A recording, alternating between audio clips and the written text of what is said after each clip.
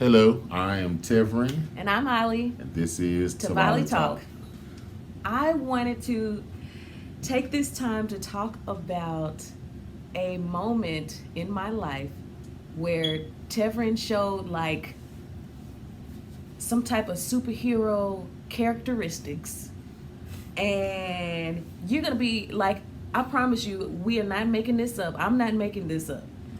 So it's been a little over a year. This is like the anniversary, like this time frame. Christmas-ish. Yeah, it was before Christmas. So last year, December 20th, I was in a car accident, and my car was totaled, and the other car was totaled as well. I fractured my ankle. The other driver was not hurt, and so that was great. I didn't have anyone else in the car with me. My son wasn't there. There wasn't a passenger, so it was just me. But it was a very traumatic experience. It was very traumatic for me.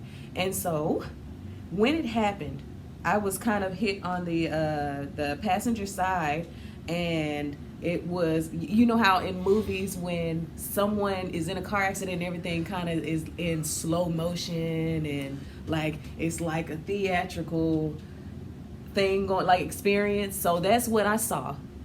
And I got on the phone, like after the car stopped, there were people, ambulance was coming. I got on the phone and called for someone to pick up my son.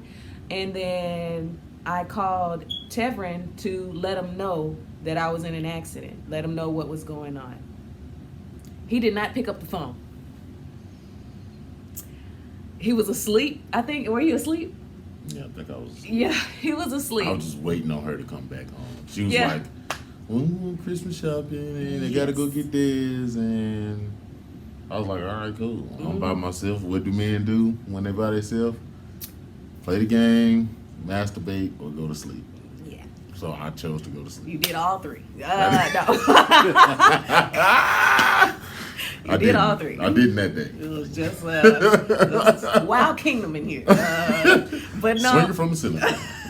No. So I called him. He did not pick up the phone. Did I leave you a message? Oh. I know I left you a text. Like I sent you a message on Facebook that I was in an accident. And I didn't know if I didn't understand that I was hurt, but the seatbelt like kind of hit me in my stomach and the airbag, and I had not stood up yet, so I didn't know that my ankle was fractured. And I called my best friend, and she came to the scene. Yeah, you're my first best friend. My second best friend.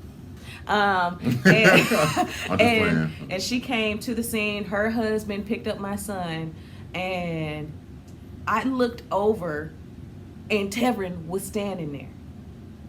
Like, I think I got a hold of him over the phone. He found, like, he read the message. Me. What happened was you called me and I answered.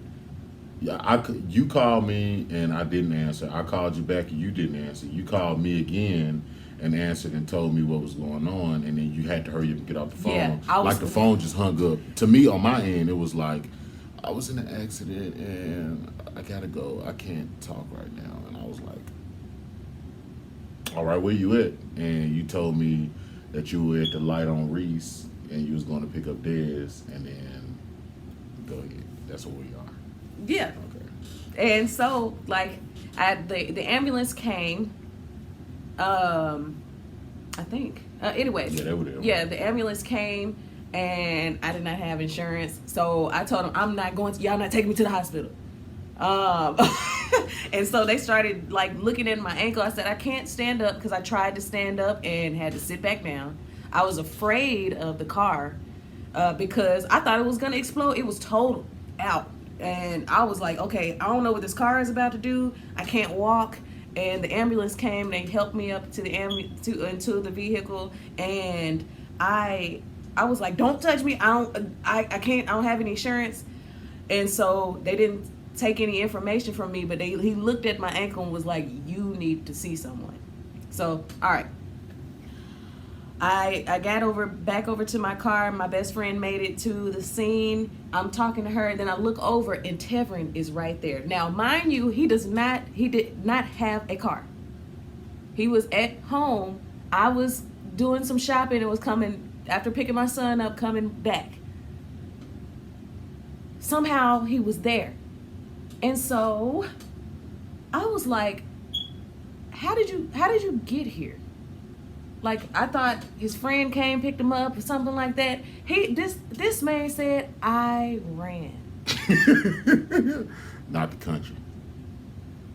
He said he ran. And I'm not lying to you. This man, okay, I think that the distance from my home to that accident scene, I was pretty close, but it's like 3 miles, 4 miles. About 2.5. It's like, it's longer than that. It's not. And this fool ran, and fast. I mean, I just got off the phone with my people to pick up my son, and they got here in a car. This man was right here at the same time. I was in the military, guys. Don't be trying to sound all sexy. I was in the military. So, things kind of my journey. Get back. Anyways, that was so amazing to me because I wouldn't have did it. I'm sorry. I love you. Damn. That would have never crossed my mind. I'm gonna run to the accident scene.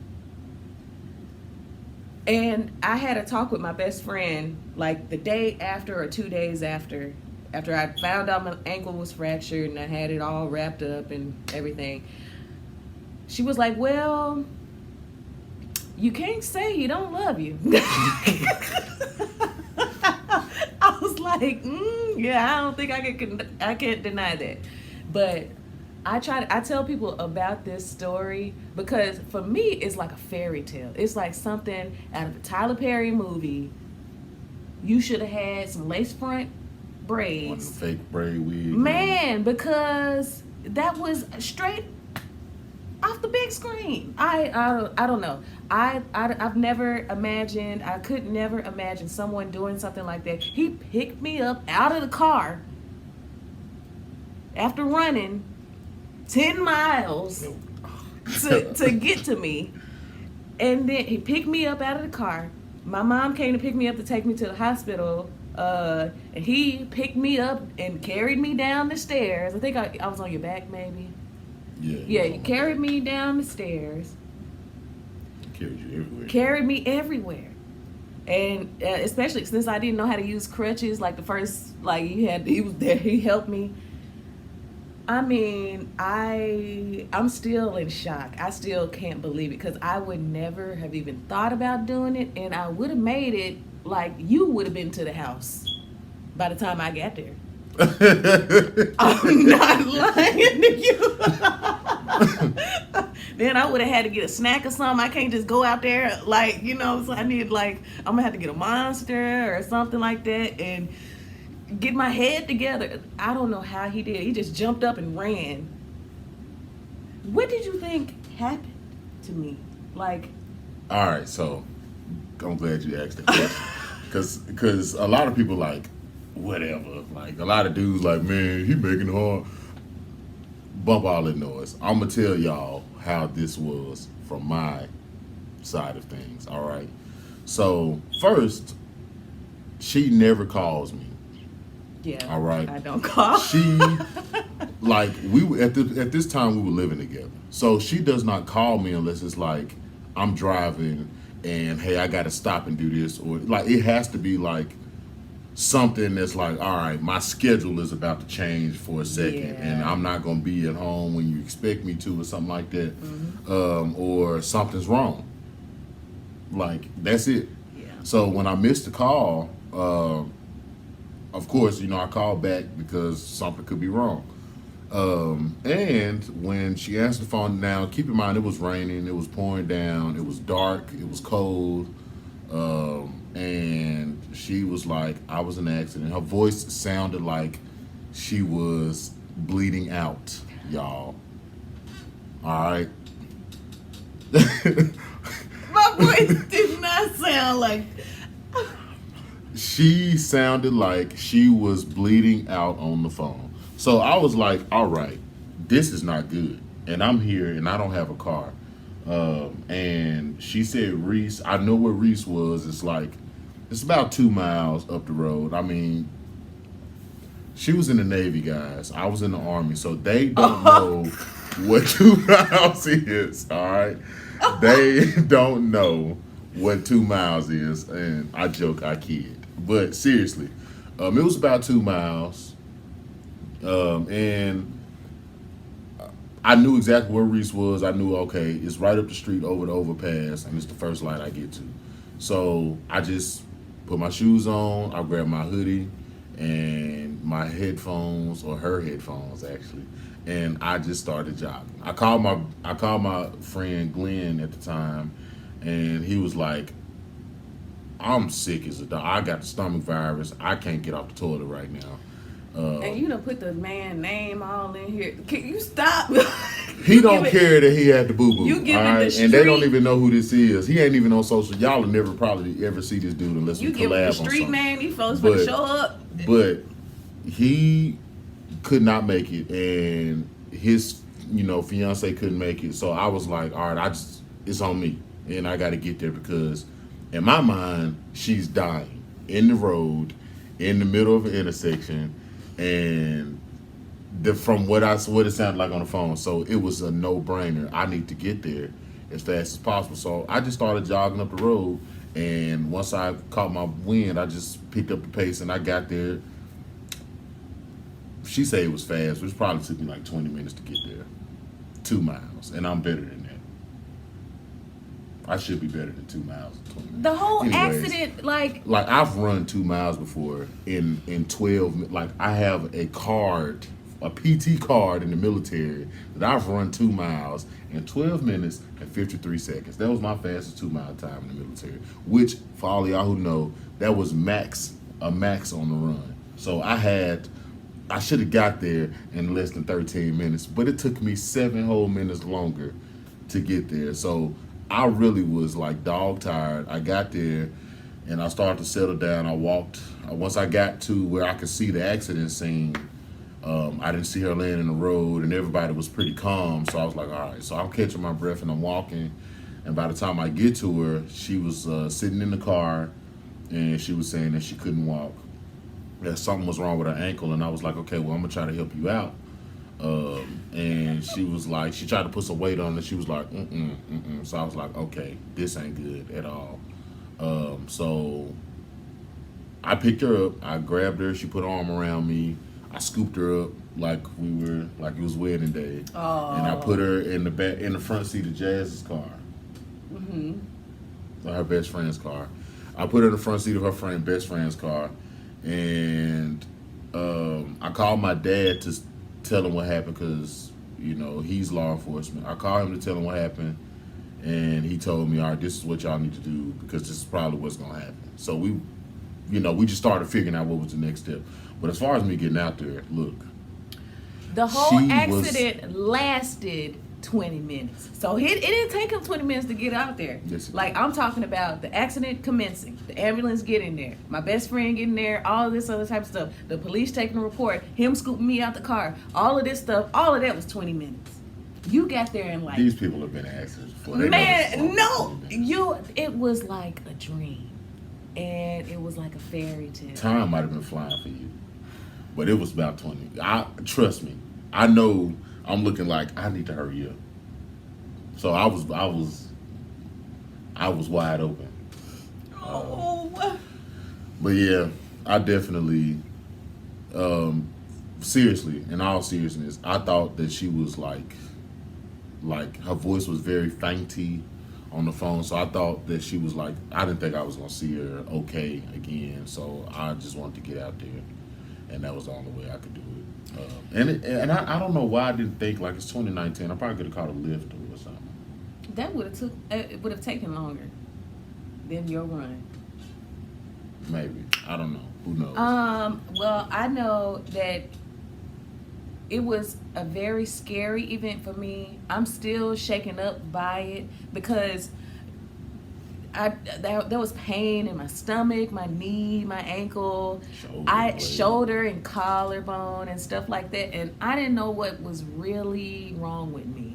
When I got on the phone, I needed to go somewhere and be seen, and I didn't know. I was very thankful that nobody was in the car, especially my son or anything like that. Oh yeah, and he smacked the side that my son usually sits on. And so the other driver hit the side that my son usually sits on, and that would have been, I can't even imagine how. Thank God it wasn't. Thank God. It was, I was very lucky. Very lucky. Me and the other driver, very lucky. Maybe I can put my car on there, like I'm going to show you my car after the accident. So it wasn't, and you know, people have experienced way worse. And I had a bad car accident. Yeah, he had a terrible car accident, and his car was it was squished up like a doggone. Somebody balled it up like a piece of paper.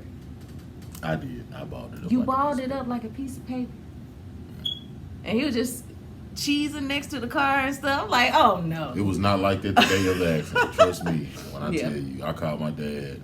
And I was like, my car. And he was like, what? I was like, I just had a bad wreck. I flipped my car like 5 times and my car is gone. And he was like, fuck that car. We can get you another car. Are you okay? I was like, yeah, I'm all right. And yeah, but I totaled my car. Like, it was unrecognizable.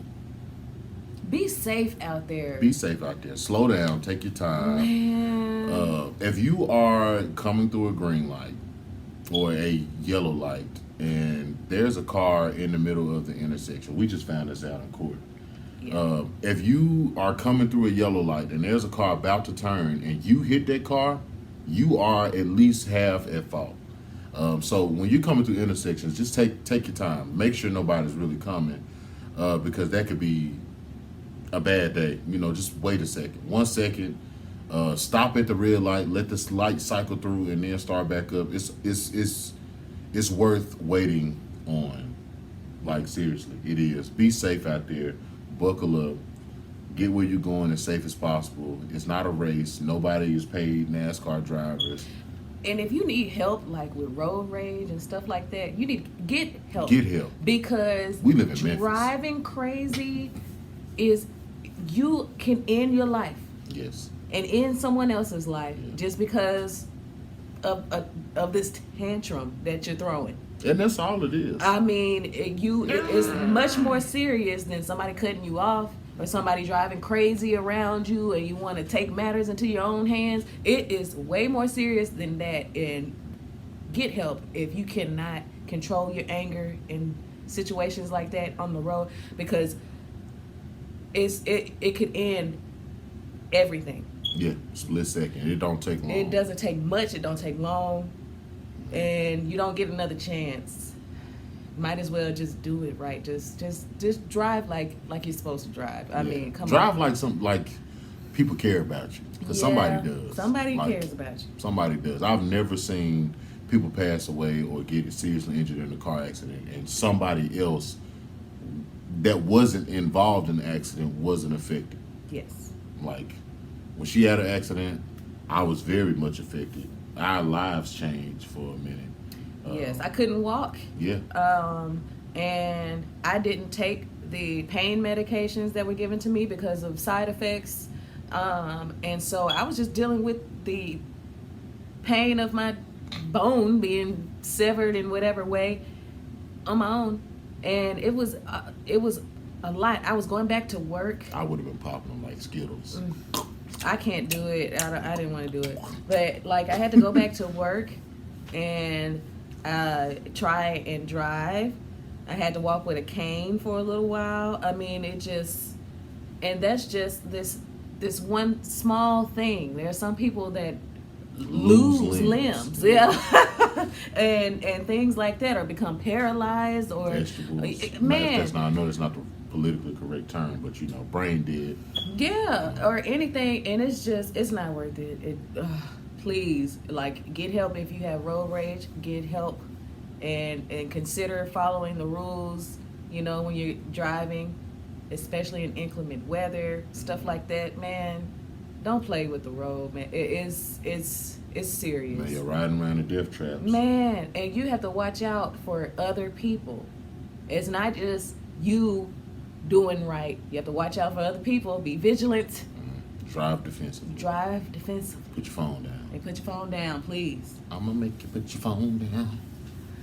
I'm gonna make you. Texting and driving, impaired driving. Let's cut it out because it is really a terrible risk.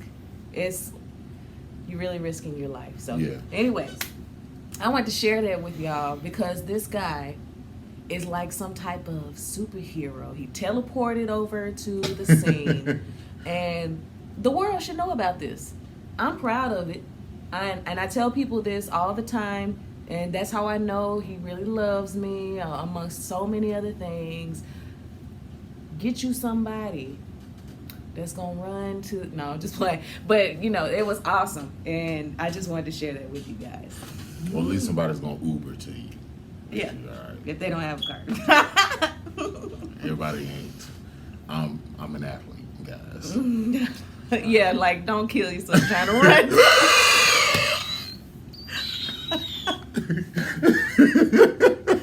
Scratch that. Wheezy. You okay? Get there like, if you need. know thine self. Know thine Right. self. Know Yes, yourself. Lord. Know thine self. Mm-hmm. Amen. But all right, thank you guys All right. for listening and Signing watching, and we're signing off. TevOllie Talk. Peace.